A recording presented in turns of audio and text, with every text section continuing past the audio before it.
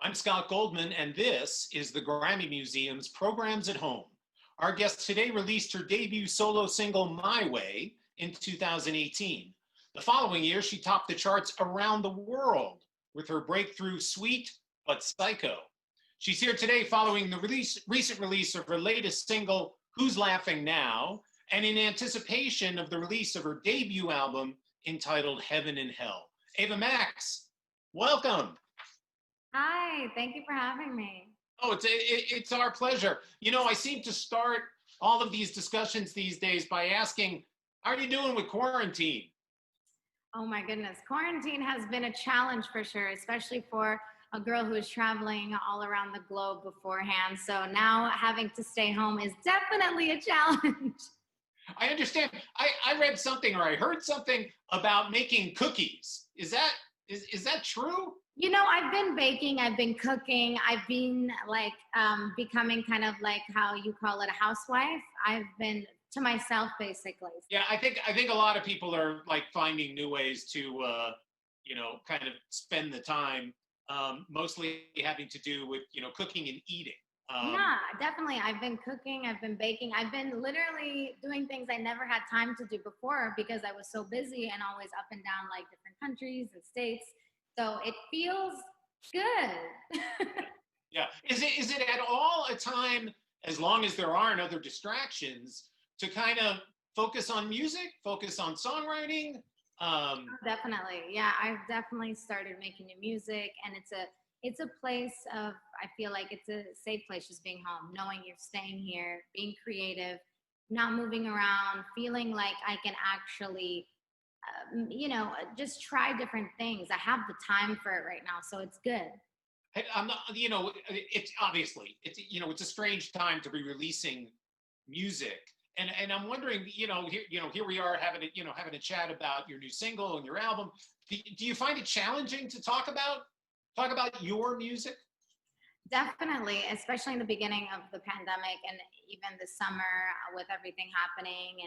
And I just really wanted to be respectful of everything going on. And I pushed back the release of Who's Laughing Now until actually a few days ago that it got released, because I really didn't feel like it was the right time, earlier in the summer. And, even now it is a challenging time, but I do think people need music more than ever. And I think music heals. And I truly believe that. And I was talking to my father actually, and I was telling him how like I felt uncomfortable releasing music at this time. And he said to me, look, music heals. And putting out music out there is going to help someone. And that really rang a bell in my head. And I'm like, okay, you're right, Dad. You're right. He's a smart guy. Yeah. So speaking of Who's Laughing Now, tell me about the inspiration for this track, because, it's got a little bit of a hint of a revenge thing going on. It does. It has a revenge theme, but I really wanted to show that, the first line in the chorus is, don't you know that I'm stronger? And it just means like, out of all the obstacles we have in life, we will come out stronger in the end. We will learn more. We are sponges at the end of the day. We learn everything we go through, So I think seeing the light at the end of the tunnel, knowing that we are our own hero, is the most important message with this song. And yes, it does have a little bit of revenge tale in there. Yeah. Well, nothing wrong with that, especially if it's coming from the right place. I can't help but be a little psycho, so. Yeah. You overcame, I know in your backstory, in your history, a lot of doubters, a lot of kind of negative thinking. Why is it important for you now to kind of put out this message of overcoming challenges? I think it's important to spread the message that you can get through things. There is a light at the end of the tunnel. And I continue to say that because I didn't think there was for the longest time. I remember being a teenager trying to make it in the industry in LA and Los Angeles and feeling so small with just like in these big meetings, and no one wanted to sign me. No one wanted to work with me. And I'm just like, oh my goodness, it's never going to happen. I felt like there was no light at the end of the tunnel. And I think the message with all my songs is that you can overcome anything and you can make it. Yes, it might take 10 years, but if you stay persistent and consistent, it's going to happen. And everyone's path is different. And I think that's another thing. We can't compare someone else's path, because every life is different, and every path and everything is meant to be for you, and so you can't really compare. And I've had to learn that the hard way. Yeah. Just thinking about, because this message of empowerment is not just this track. I mean, if you go back to Kings and Queens, Yeah. there's also, this seems to run through, kind of a lot of what you do. And particularly, just thinking about Kings and Queens, you've been pretty vocal about your experiences with anxiety, with bullying, when you were growing up. And you call, you call that out. I mean, I'm wondering if there's kind of an internal editor that you have to battle every now and then about what to share and what not to share. Oh, definitely. Being in the public eye is something new to me, and I made music to make music. I didn't think, oh, I want to be famous. That was not something I wanted. It's not something I wanted to.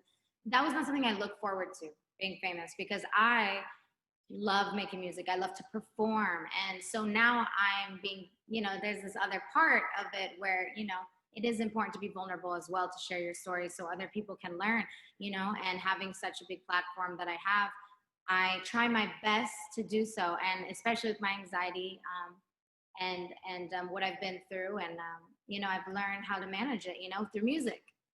Yeah. Well, I mean, that was the follow-up question in terms of what got you past, those challenges. Obviously, music is certainly an important part of it. Were there other aspects? Maybe it's just kind of, experience and wisdom. But what else got you through? When I lost my grandmother in 2011, it was a really hard time for me. And that was when I had my first panic attack. And I didn't know what a panic attack was. It just hit me one morning. I woke up at 6 a.m, shaking and sweating, and my heart was racing, and I just fell to the floor. And my aunt called 911, and I ended up in the hospital. And so I didn't know what it was. I thought I was having a heart attack.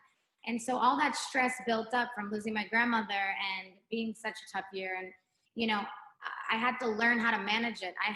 I couldn't walk out of the hospital without getting another panic attack. And what got me through were headphones and music. And in particular, actually, Rihanna, SOS, that song got me through my first few panic attacks. And I have to tell you that because I haven't told anyone that. And I think it's important to know that music is so healing. And, I lost so much weight. I couldn't eat. I had so much anxiety. And music, it was the only thing that got me through it. Yeah. You mentioned you mentioned your grandmother, and I think the video for Kings and Queens, if I'm not mistaken, there's a whole story with the birds. Am I right about that?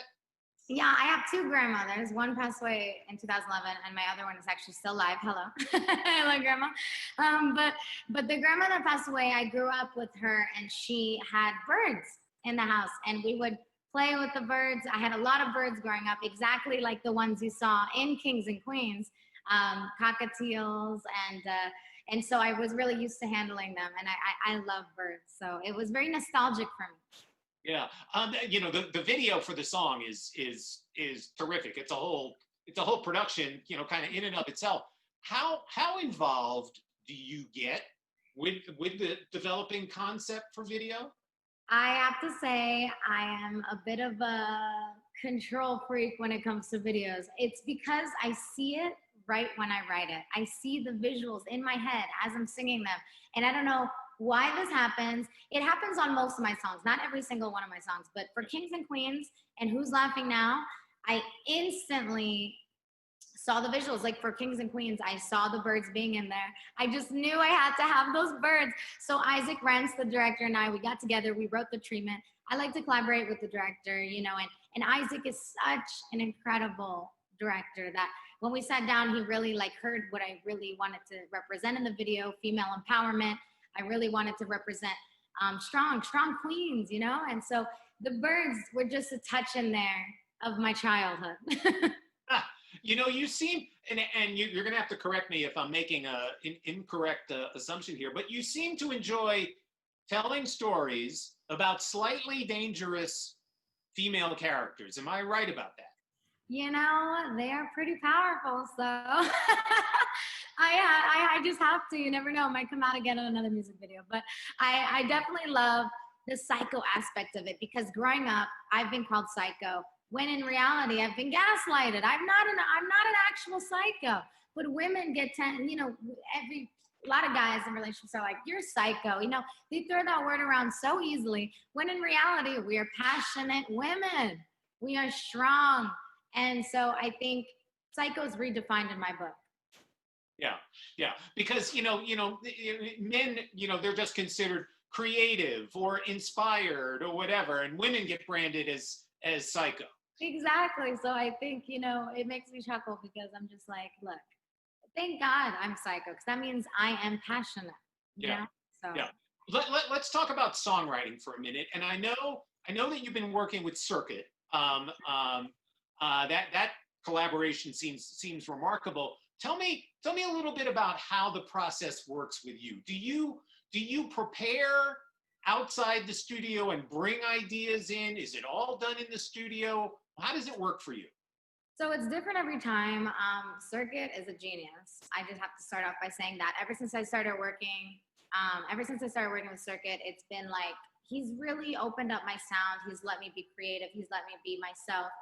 He's let me talk about what I want to talk about, and his production is incredible. He can make a beat in less than 2 minutes. Like I literally go take a bathroom break, and I come back, and the beat's like done, and I'm just like, what is going on? Like he's so talented. So being with someone so talented and being in the business, been in the business for this long, for over 10 years, and he's learned so much, worked with so many people.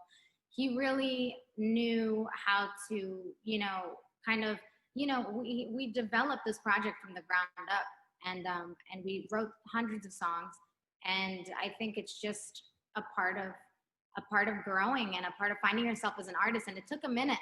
And it took a minute for me to know what I wanted to write about. And also, it's funny, in the process, I found out that it's so impossible for me not to write an anthem, not to write an empowering female anthem. It's so difficult for me not to because it's what I went through and it's what my story is. And I think the most important thing as a songwriter is to write about what you went through. You can only write a song two ways, in someone else's perspective or your own perspective. Well, and the old adage about it could be songwriting or it could be narrative writing is write what you know. Exactly. What you went through, what you see, what you go through. Yeah. I also read something that you have in the past and maybe continue to create lyrics spontaneously in the studio, like just get on the mic and go. I love doing that. to me, that seems to be the most sort of inspired kind of creating you can do because you're either going to go off the cliff or it's going to be amazing. 100%. I close my eyes, and if nothing good comes out, you try again. You keep trying. But I think my favorite way of writing is hearing the beat and just getting on the microphone and just putting out whatever melody comes out of my head with the lyrics. And, some of the songs you hear on the album, Heaven and Hell, when it comes out, some of the bridges and some of the verses and pre's, they came out of my mouth literally with the lyrics at the same time. And it's the original take. I never took it again. So, sometimes it's that great. Most of the time we go over it over and over again. But sometimes there's a verse in there, there's a bridge in there, there's a pre in there where it just literally came out and we're like, that's it. Those are the lyrics. We're not changing anything. So which is amazing. Do you prefer, when you're working in the studio, do you prefer to work quickly? Or will you literally labor over something? It takes a minute for me to live with it. So for instance, with Kings and Queens, we rewrote that song over and over again.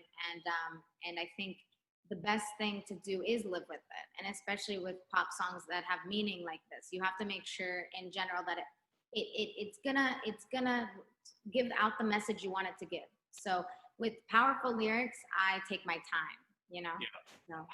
How involved are you in the sound, the sonics, production? Is that something you enjoy? Oh, definitely. It's funny because I sometimes don't know how to say it. I'm like, that kind of sound or this. And then I'm just like, oh, that's not exactly what I meant. So I'm like, let's do it again. Let's try it again. So I like to try different variations of the song and different, maybe make it a little faster, maybe make it a little slower. I like to hear it very different, so we kind of see where the song can go. And so then you pick the best chick. Yeah, yeah. I mean, well, that was my next question. Will you do multiple versions of a song with different, different effects, different application, different, whatever? Oh yeah, I'm the type of person where I have to hear it. I have to hear if it's sounding a certain way, I need to hear it another way just to compare. And hey, the other one might win, or the one we had was gonna say this is gonna say the same. But at least we tried. So how do you know what to release? Like how do you know when something is final? Sometimes we go back and forth for months. I'm telling you, for months. And then sometimes we hear it and we know. We're like, this is like with Sweet But Psycho, it had many lives, but that last version, right when we heard that last version, we were like, this is it. That's the one. We are not messing with it anymore. So you can feel it. You can feel it.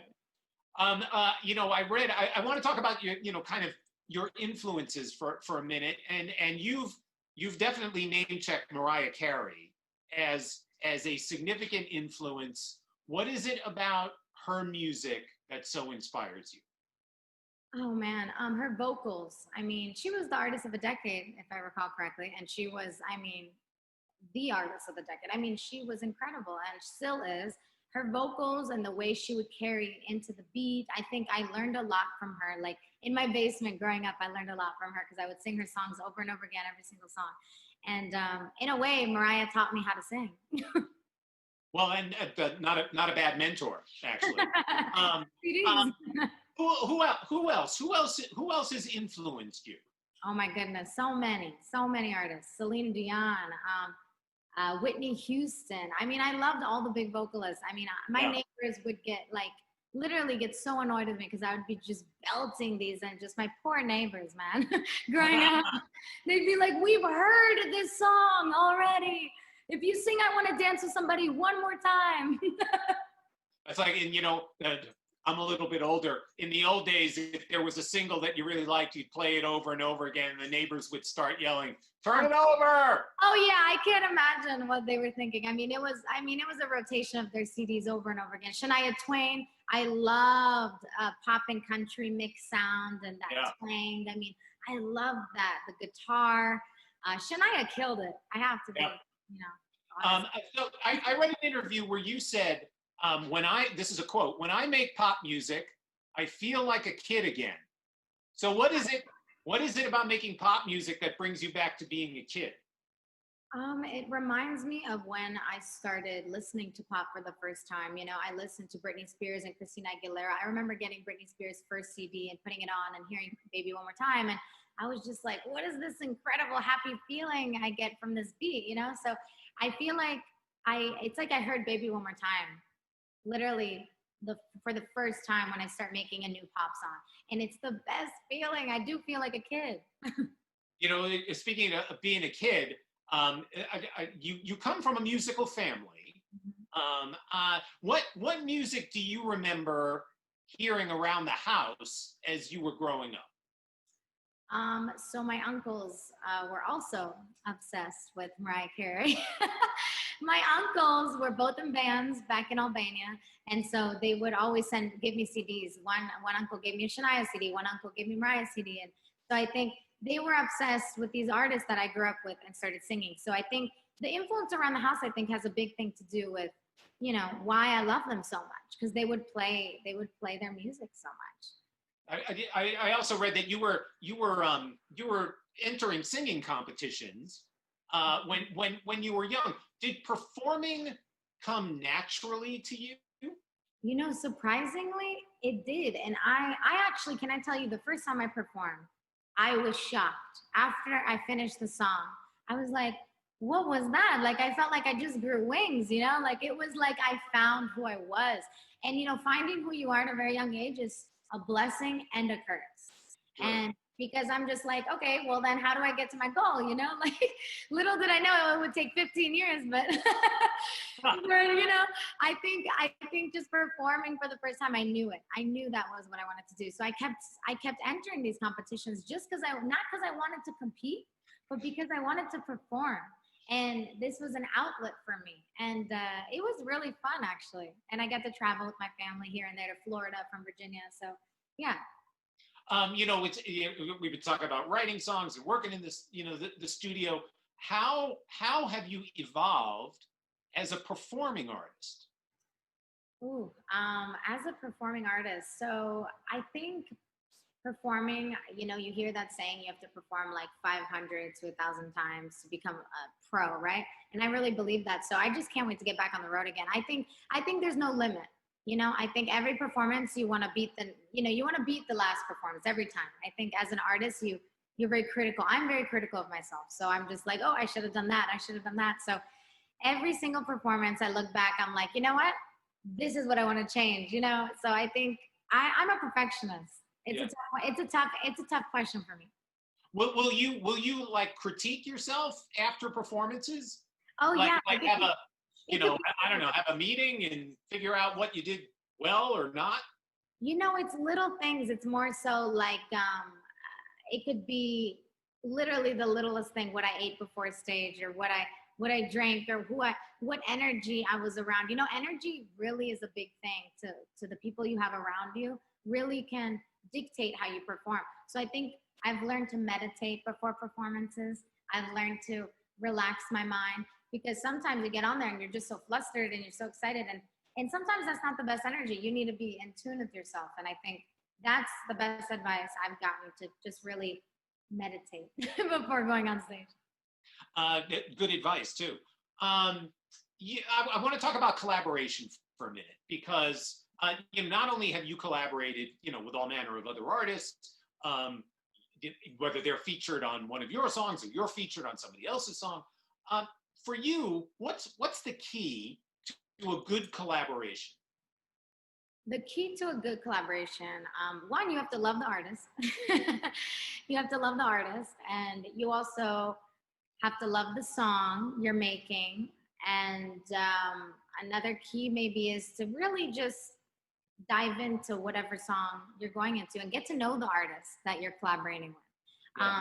Talk to them and just get into their world. You know, I think that's the best way, so you feel intertwined with that other artist. Why does it work so well with Circuit? It works so well with Circuit because he understands me and I understand him, and we're like partners in crime in a way in music. Yeah. As we said in the very beginning here, you've got an album coming out. I believe September 18th, I think, is the date. Yeah. Called Heaven and Hell. I'm always interested in titles. What does Heaven and Hell mean to you? Man, it's the dualities. I mean, obviously with my hair, but it's the dualities of the challenges. By the way, I'm going to get my hair cut like that. Yes, get the max cut, please. We'll match. No, but I think for me, heaven and hell, it means a lot of things. And I feel like everybody can relate to it because we go through heaven and hell and these emotions every single day. It's the dualities we face in life. It's the challenges we face. It's like every day, whatever we're doing, there's an angel and there's a devil. The angel is like telling us to go the nice route, the good route, you know, take it easy, take it slow. The devil's like it just wants to like drive you crazy and say that, it basically critique you like crazy, right? And I think that's what I've had my entire life. I've always been such an indecisive person. And that's another reason why I cut my hair like this. I feel like it happened because, one, it happened on accident. And the reason I kept it is because I looked in the mirror and I literally thought, wow, this is me. I'm the most indecisive person I know. I am this and that. And everyone has many layers to them. And I truly believe that. And I think heaven and hell is just the dualities we face in day-to-day life. Would you say that's the thematic thread that ties all of the songs on the album together? Definitely. And there are a couple songs in there that have a little heaven and hell in them. So it's definitely gonna shock some people, I think, some of the songs. And a couple of the songs are not what they'd expect from me. So I'm really excited to see the reaction. The other thing that's interesting about kind of where we find ourselves in music, certainly over the last 10 years, let's say, where artists, they record songs, they release them. The idea of the traditional album seems to, kind of come and go in terms of its importance. Do you still look at the album as a body of a whole body of work? I do. I really do. I think albums are a big thing. Singles obviously are a big thing too, right now in the day and age of streaming. But albums really define an artist in a way. They define what the artist has been working on. It's a project the artist has been working on, and it's a way to get to know the artist at a deeper level and see where, you connect with your fans that way. I think letting them into a world, so I've told my avatars this, and avatars, they chose that name, by the way. Avatars, they know that they're coming into this world, and they're so excited, and I'm so excited to introduce this world. And I think it's a way to connect with your fans. Well, it's taking your fans on a journey. Exactly. And hopefully I can tour it soon.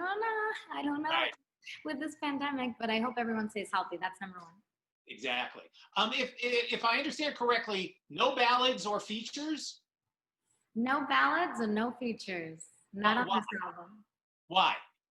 Because if I'm going to do a ballad, I'm not going to just have one ballad on my album. I'm going to have a full album of ballads. So when I do that, I'm going to really dive into that. And I think if you're going to do something, do it, but don't be a jack of all trades. I really truly believe that. So I wanted to give everyone pop, danceable anthems that they can dance to, but also have meaning behind them. And I wanted them to have a motivating song to work out with, or to go out with their girlfriends with. This album is an album of just the biggest emotion, and I think in a way that people can dance to, especially now. I feel like we need it the most. Yeah. So we're in the time we have left. I got one last question for you. You were nominated for Best New Artist at the MTV VMAs. What does that kind of recognition mean to you? I think it was Best Push, right? Could be. Sometimes I get my facts a little. I think, unless I don't know. No. I'm sorry. Can you ask that question again? Sorry. But in terms of you received an MTV VMA nomination. Yeah. And what does that kind of recognition, from people beyond your record label and beyond your management, coming from fans, what does that mean to you? It's incredible. I feel so blessed and honored, especially in where I grew up. I won Best Push at the European Music Awards last year, and that already was like, whoa, okay, that's already crazy to me. But now being nominated here where I live for Best Push Artist at the VMAs is just mind blowing. And I just thank the fans that I'm so happy they can relate to my music, and that's all I can ask for. Yeah, well. The single out now is Who's Laughing Now. The album Heaven and Hell comes on September 18th. Ava Max, thank you so much for taking the time today. Thank you for having me.